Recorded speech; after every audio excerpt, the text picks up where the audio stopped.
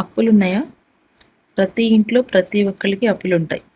అయితే ఎంతమంది వాళ్ళ వైఫ్‌ని, పిల్లల్ని కూర్చోబెట్టి నేను ఇంత అప్పు చేస్తున్నాను. మన బడ్జెట్ ఇంతే ఉంది. నేను పలానా వాళ్ళ దగ్గర అప్పు చేస్తున్నాను. ఇంత చేస్తున్నాను ఎంతమంది చెప్తారు? చాలా మంది చెప్పరు. అసలు ఆల్మోస్ట్ ఎవ్వరు చెప్పరనే చెప్పాలి. ఓన్లీ ఫ్యూ పీపుల్ 1 ఆర్ 2% చెప్తారేమో అంతే.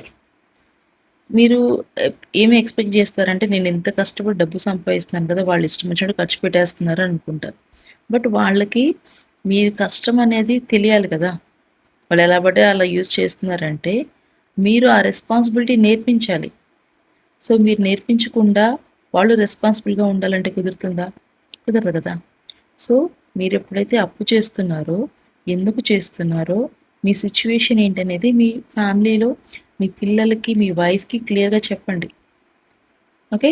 సో, అది చెప్పినప్పుడు అప్పుడు చూడండి they will be responsible.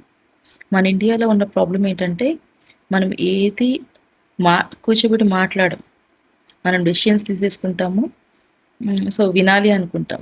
But family మొత్తం ఒకటి. సో, ఒక డెసిషన్ తీసుకునేటప్పుడు నలుగురు కూర్చొని మాట్లాడుకోండి.